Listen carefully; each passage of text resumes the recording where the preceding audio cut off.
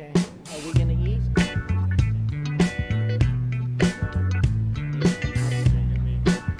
This is where we're at. Catching a red eye to Chicago. One of the cities in the US that's been on my bucket list is the great city of Chicago.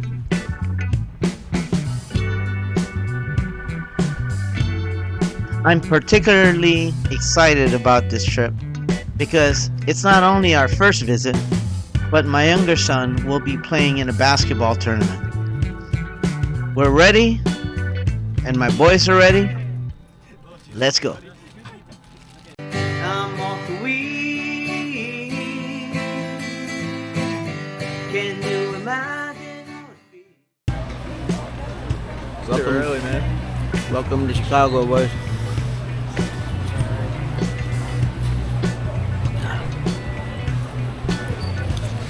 I don't know about what it is about me and planes, but I could never get some sleep in the damn plane. If I'm driving on the freeway, within 30 minutes I want to freaking nod off and start doing the chicken while I'm driving. But when I fly, I just get so uncomfortable. Not the biggest guy, but man, I still get so uncomfortable and can't sleep. So it was about a 3.5 hour flight. I might have got, what, 10 minutes, if even. But it's okay because we're in Chicago and fun's about to begin. This is one of the city destinations I've been looking forward to seeing once in my lifetime. So let's see what this place has.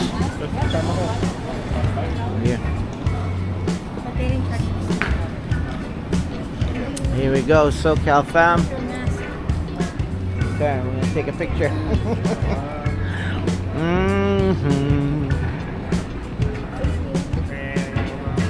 Welcome to Chicago.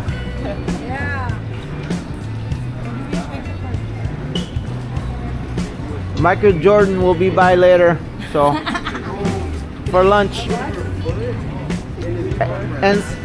And Phil Jackson. No. Train to Terminal 5 and lock at Transportation Center will arrive in 3 minutes.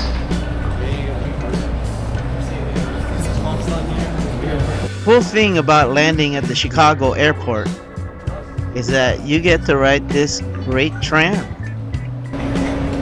Train arrived, 16 coach long. Dum dum ba dum bum. Next stop, Terminal 5. Terminal 5. Be mom's on that side.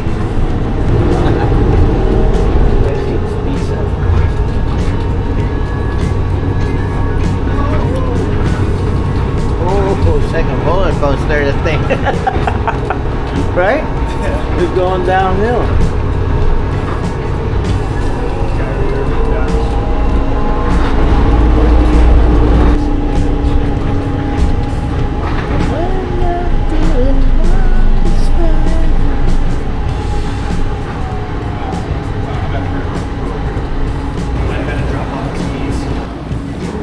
Baby, thought we lost you.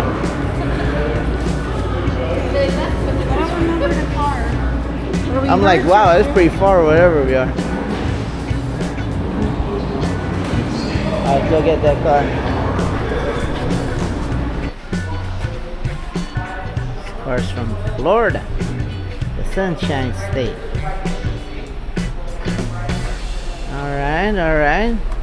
Alright for the week. Looks good. This looks a nice little car.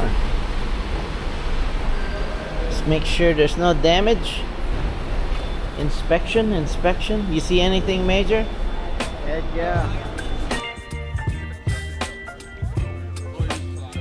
Alright.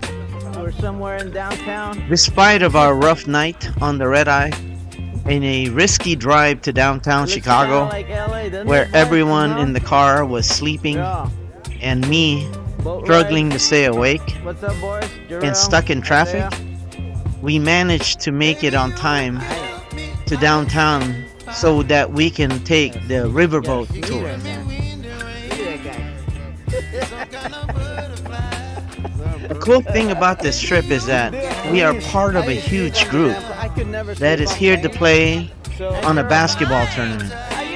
My sons have been playing travel basketball for a long time, but this is the furthest we've ever traveled to play. There are some awesome families we've gotten to know who are on this trip. It is a rare opportunity, and we are happy to be a part of it.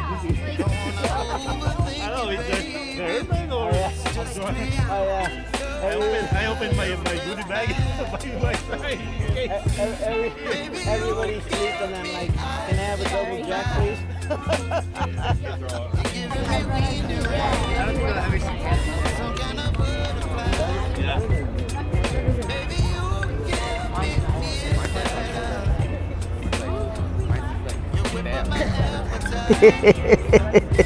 It's a bus.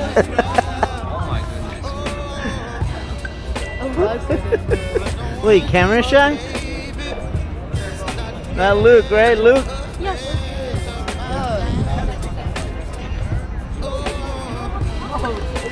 Yeah, everybody's on this boat ride.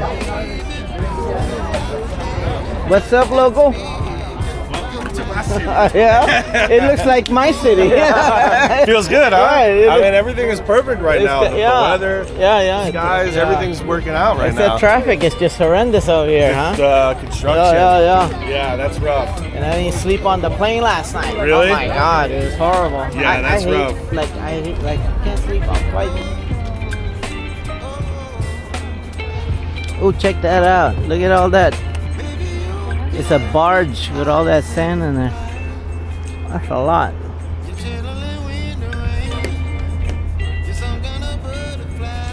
I have to say, if there is one tour you should take in Alright. Chicago, it should be a Look at riverboat tour. It is definitely a must-see. It's a boat dock underneath the building. That's interesting.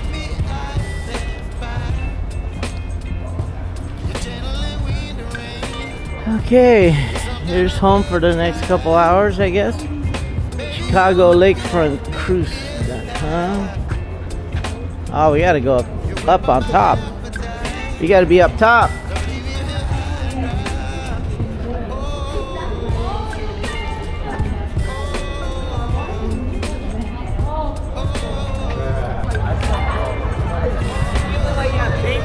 Power of SoCal basketball. Lots of people in here. Probably more than 50% are from Team SoCal. It's amazing how everybody travels from such a distance.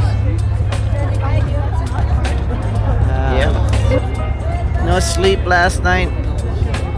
Almost stuck in traffic for an hour, 13 miles. My goodness. It's like me on the 405. These boys are all like sleeping in the back while I'm like struggling every 2 seconds. I'm trying to stay awake. All right, everyone. So, good morning. Good morning. How are you guys doing? Good. Good. How am I? I'm good, actually. I think this is a gorgeous day. Yeah. So, welcome aboard, everybody. As Captain Joe just let you know, my name is Hillary. I will be giving you your tour for the next 90 minutes. Welcome. How about outside of Illinois, but inside the country? That's where you all came from. Where are you from? Pennsylvania? Okay. How about you? California? How about you? Norman. Where? Oklahoma. Oklahoma? Welcome. Okay, who else is from outside of Illinois, inside the country? Just kind of curious what else we have. Where are you from? South Carolina. Very cute. Bet you got a cute little accent there. Anybody else? Where are you from in the white shirt? Arizona, welcome. I like how you look down. You're like, so is anybody from Canada? What a close thing? No? Okay. Oh shit. Oh, you're missing somebody? Sorry, unfortunately it's past the start time, guys. Sorry about that. You're gonna have to take it up with the captain. He's just like, Swim! Swim! Are you kidding? The only reason why we're here? Oh. That's the only reason we ladder. Oh no, that's what happens when you run on Filipino Staring time. at her is not going to telekinetically transport her to the boat. Tell her to swim. I know.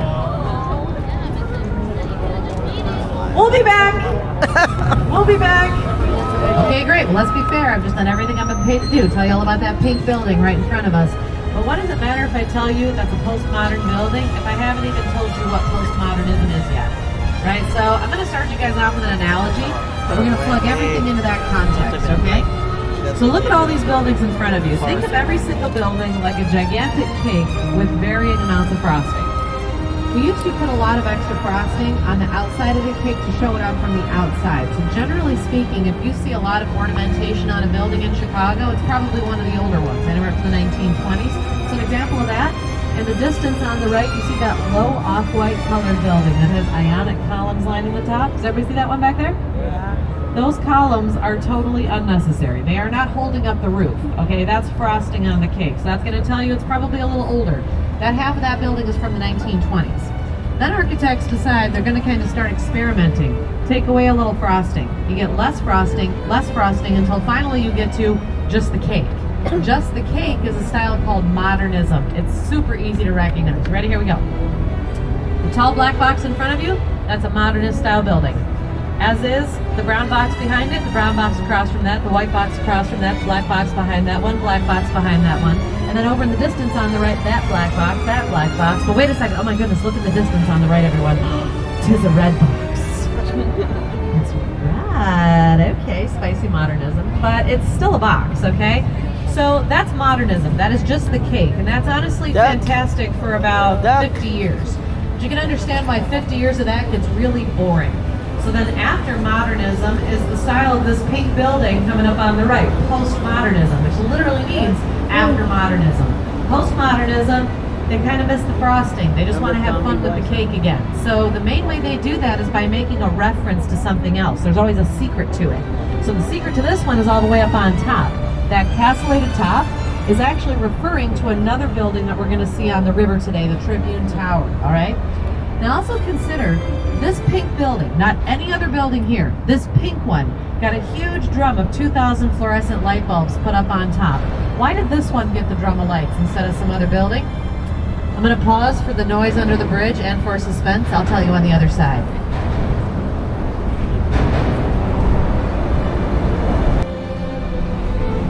Downtown Chicago is simply a work of art.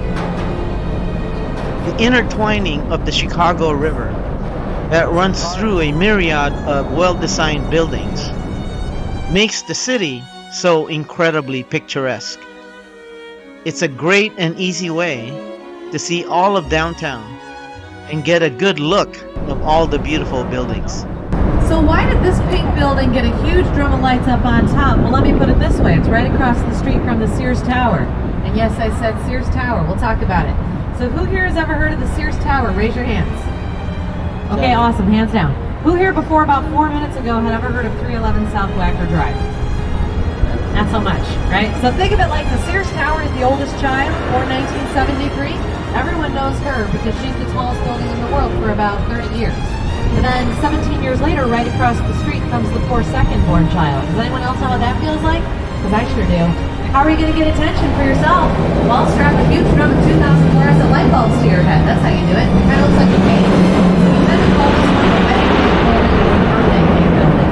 But take a look underneath. From this angle, we can actually see under the building to our lower level of Wacker Drive. It's just known by its address, 311 South Upper Wacker Drive. So now you know what it's called. Now you know when it was built. Now you know why that's a postmodern building. Cone Peterson and Fox KPF were the architects.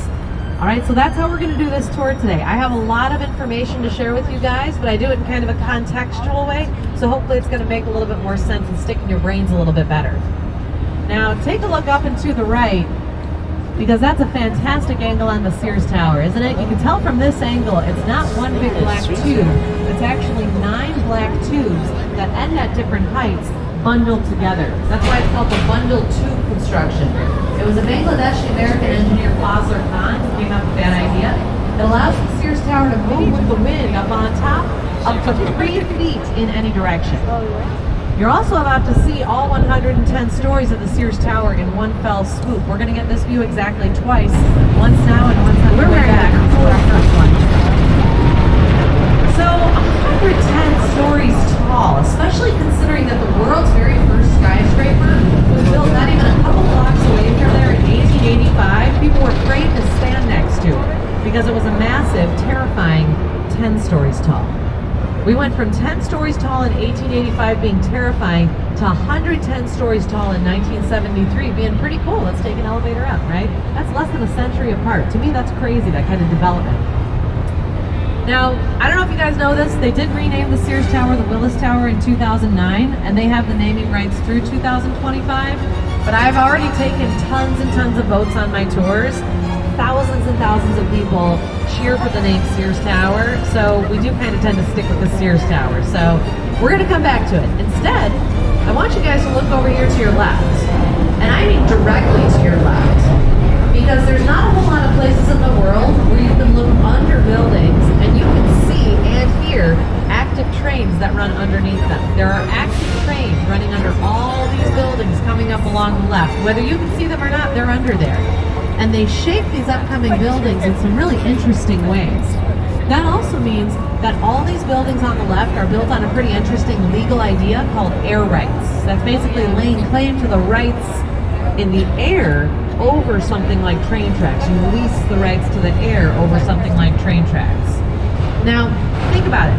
All these buildings, they have to have some way to support their weight, right? And usually that's going to be from underneath. There's even enough room among train tracks to run caissons down into the ground to hold the building up from underneath.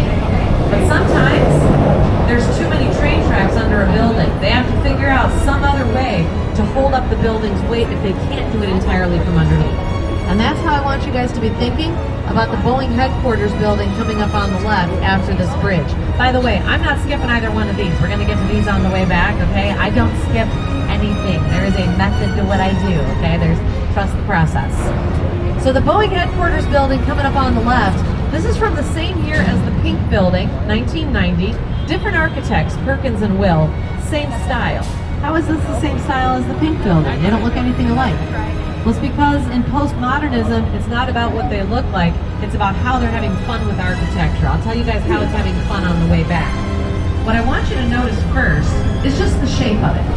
Okay, just notice the shape of this building. It's got a tower, and then it's got a short chunk sticking out towards us. That has to do with those train tracks underneath. You see, there's enough room under the tower to run the caissons into the ground to hold it up from underneath. But then under the shorter part, there's too many train tracks.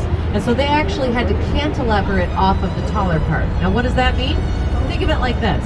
If the tower is your body, that short part is like a bag of groceries that you're holding out in front of your body. So where does the support for the bag come from? It's not under the bag, it's coming from your body.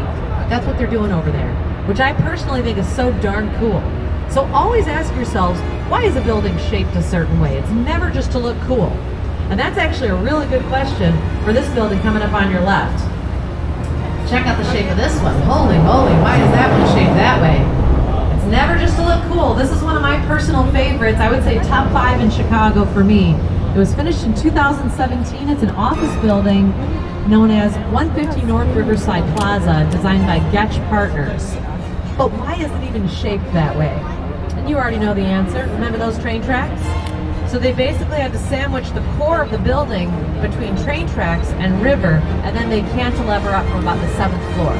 Now all these buildings have to have some way to deal with the wind constantly pushing against them, and I promise this is the nerdiest I'm going to get, and then I'm going to back off. But I also want you guys to know I'm 5'9", okay, so you can use me as a measuring stick. And for all of you who are trying to touch the bridge, please don't do that. Okay, it's a safety thing. I didn't bring any spare tetanus shots today. All right? So all these buildings have to have some way to deal with the wind that is constantly pushing against them. That building has something so cool just sitting right up on top.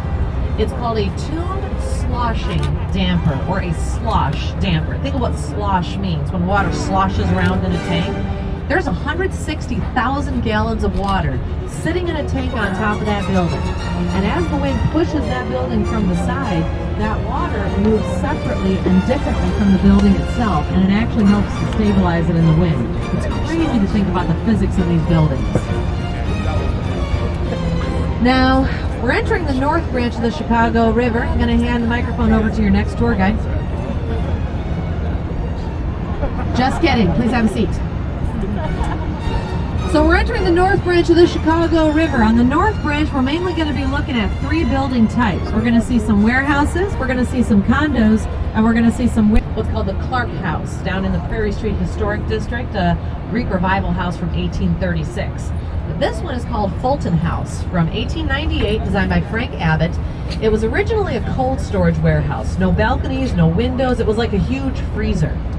That meant that in the 1980s, when they converted this into these condos, they had to let the whole thing thaw out for about a year before they could touch it. It was a huge project. Now, the same architect who directed this conversion project actually designed these buildings right next door on the left. These are called the River Cottages from 1988. And I want to make sure everyone gets a really good look at these, okay? Everybody take a nice long look at these. You notice those triangles all over the place? Triangular buttressing for the balconies, diamond-shaped windows. Well, here's the secret, everybody. A diamond is just a bunch of triangles put together. Anytime you see triangles in Chicago's architecture, you take a guess that a man named Harry Weese had something to do with it. He lived throughout the 20th century. He loved triangles. We're going to see another one of his buildings a little bit later. Now, at this point in my tour, I'm always curious to get to know you guys as people, get to know what your tastes and preferences are. So here's the thing.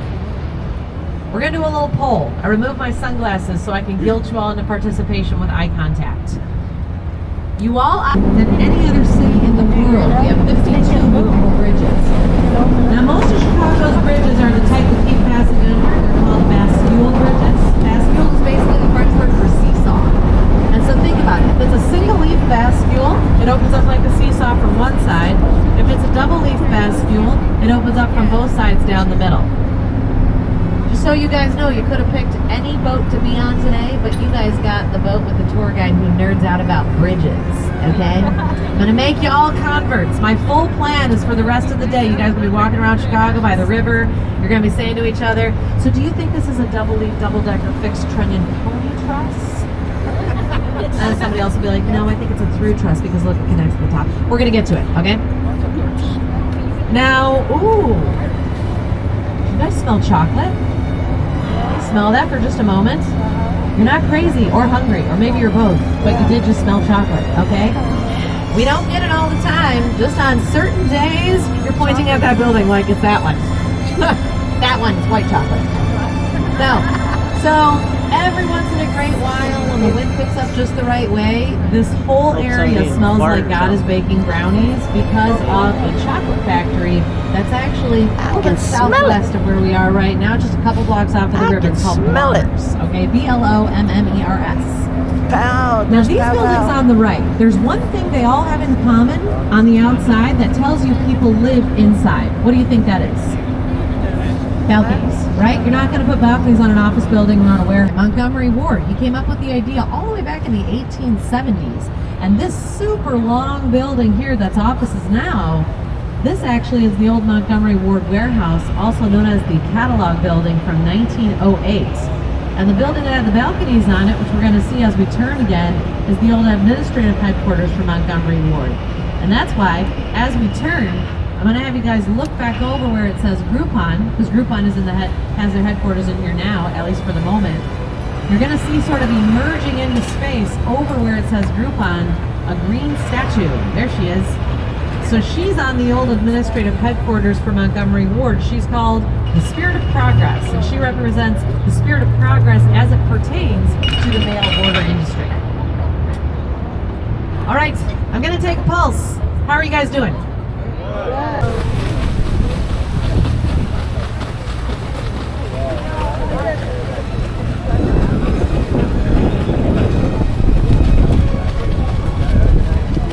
I love those plant boxes. You think those are real? All right, everyone, we are going to ease into the second part of our three-part tour extravaganza. So please find your seats, everybody. Please find your seats, everybody. And are you ready? I said, are you ready? Yeah! Well then, let's get our learning on. So we are about to pass under what you guys should know by now from what I've taught you is a single leaf bascule bridge. Bascule because it opens up like a seesaw. Single leaf because it opens up from one side, right? But now this is the second part of our three-part tour extravaganza. So we're going to start adding to what I've already taught you guys about. So the fact that the truss is frozen music. Isn't that cool? Does anybody hear a musician by any chance play an instrument? Right? So he said music is liquid architecture, but architecture is frozen music. So think of it like if every building is a note, one style, one sound, one note. Piece it into a composition like in Chicago, and architecture is frozen music. So now, we just exited the north branch of the Chicago River. We're going to take a left and we're going to head east down the main branch or main stem of the Chicago River. We're going to see a lot of different architectural styles from a lot of different periods. So keep your eyes peeled. Now, on your left, these three glass skyscrapers are all named after the river's confluence point itself. The river's confluence point is called Wolf Point. So these buildings are called Wolf Point West, Wolf Point South, and Wolf Point East. Wolf Point South is the one closest to us with the Adirondack chairs in front. They actually just finished that about 2 weeks ago. They just took off the plastic and the tape on the windows, literally. So that is called Wolf Point South, also known as Salesforce Tower, designed by Pelly Clark Pelly. Now over to the right, we're going to come back to this green building. Look how it's reflecting all the buildings around it. Isn't that cool? We're going to come back to this one. I want you guys to use your imaginations again. Clear away all the buildings. Just take them all away. And imagine a little dirt road coming up the river. It's got a few little houses on it. And then there's one big house directly to your right with a little house right next to it.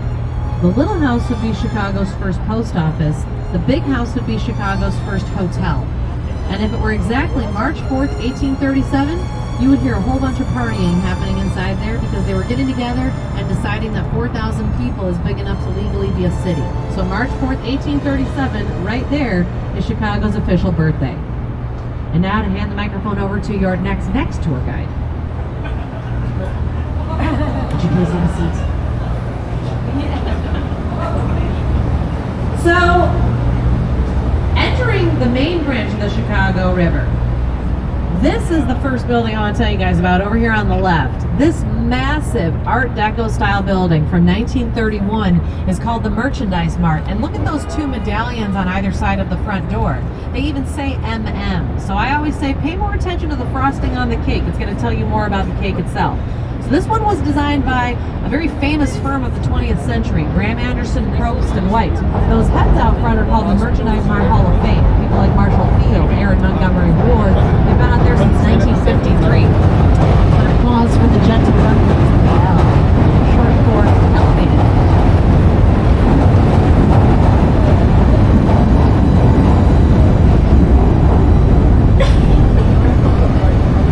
Now, I don't know if you guys noticed this. We literally just took an entire bridge-to-bridge segment of this tour to pass by one building. That is a massive building. The Merchandise Mart is literally so large, it used to have its own zip code, 60654. In fact, the Merchandise Mart is so large, there are 7 miles of hallways in that building. Now we are about to pass under a street and bridge that is named after the late 17th century French explorer to this area. His name was René Robert Cavelier sur la Salle. We say LaSalle. And just after that on the left, this brick building is from 1913. This gives you a good idea of how we used to build buildings on the Chicago River. We used to line the Chicago River with warehouses like this one. This is the old Reed Murdoch warehouse designed by George C. Nimitz. Now, I'm going to let you guys in on a little secret. Take a close look at this building. It's actually uneven. Count the bays of windows to the left and the right of the clock tower.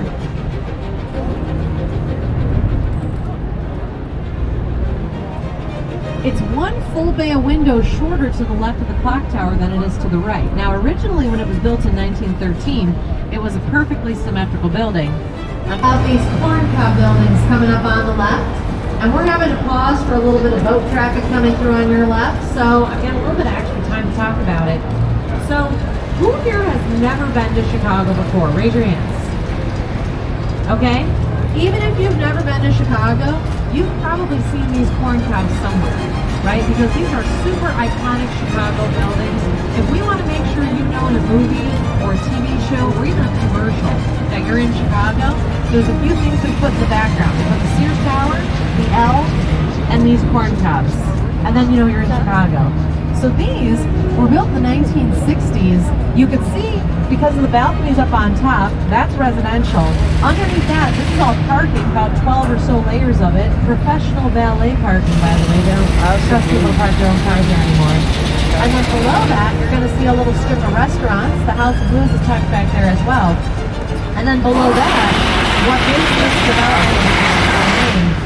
Here's a marina down here at the bottom. That's why the whole thing is called Marina City.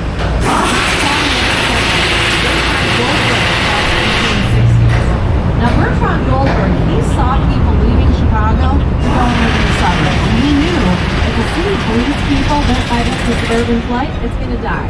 So if you wanted to make city living a much more welcoming, much more actually accessible thing for everyone by building what he called a city within a city. Put all your amenities at your doorstep so that people stop leaving the city for the suburbs and instead stick around in the city. He finished this in 1967. Now here's the thing, and it makes sense given what his buildings look like, that curvilinear facade. He said he wanted to stage a revolt against the straight line. Which he really did, didn't he? Well, you know who really, really likes the straight line, who was a huge fan? You guys are looking at the third tallest building in the city of Chicago. First tallest Sears Tower, second tallest Trump Tower, third tallest is this one. It's called the St. Regis Chicago. It's a mixed-use building. So there's condos, there's the St. Regis Hotel, there's a little bit of room for offices and restaurants. And as we get closer to it, look at how the coloring of the windows, the glazing of the building is actually several different shades. That adds to that wavy shape. And that's where I'm going to hit pause on that building. I'm a big believer that buildings are the same way as people. We all have our best angles. Okay, so she's going to look even better once we turn around and we're approaching from the east. I'm going to save that one. And then that water was dumping out into our water supply, Lake Michigan. We had to fix that somehow. What did we do? We very simply in 1900 opted to reverse the entire direction of the river itself. Still reversed to this day. By the way, I don't know if you guys can tell so far, I do kind of nerd out on these tours. Proud of it. That's exactly why I save room at the end for questions. So if anyone wants to know how we reversed the flow of the river in 1900, ask me at the end of the tour because we will all totally nerd out about it. You'll see. Now that curvy black building on your left is from 1968. That's a residential building designed by Skipper and Heinrich. It's called Lake Point Tower. And no, Oprah has never lived there. That is a big old fat urban myth. Oprah never lived there, Sammy Sosa did. And before we take our second break, you might be familiar already with Navy Pier out here to your left. Navy Pier was built in 1916, originally called Municipal Pier 2, but it was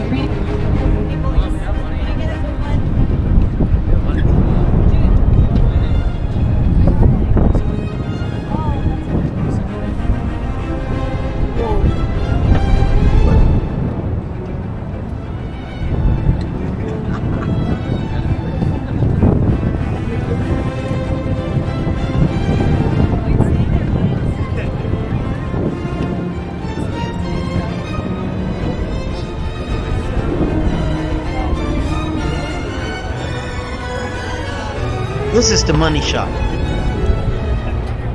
Incredible framing of the Chicago buildings. Oh, let's take it, son. Let's take some photos, son. So officially with my favorite opening shot of Chicago, everybody welcome to my city. Welcome to Chicago. Now, we talked a little bit about the green windows on the right, so let's take another look at these wavy blue buildings coming up on the left. And you see what I was talking about? The way they're positioned, you can actually see the shape of these buildings so much better. I want to. So far, is there anything that I haven't talked about that you're like, oh, I hope she's going to talk about such and such? Like, give it a thought. And does anyone have any content requests? What's your request? Way in the back.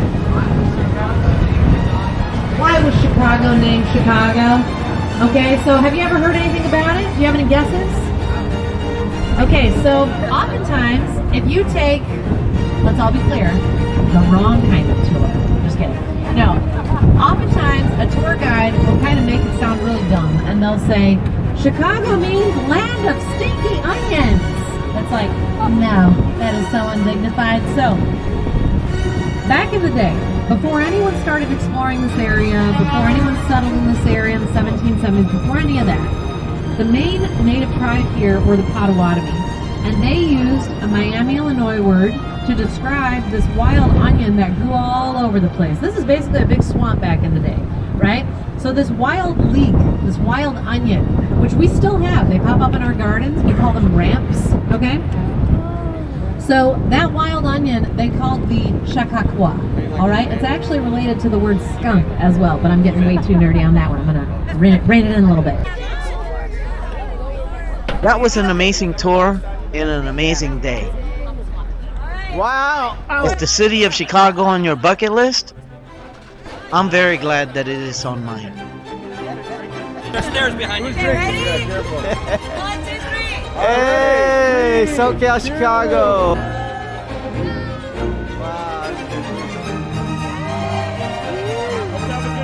If you like my adventures, please like, subscribe.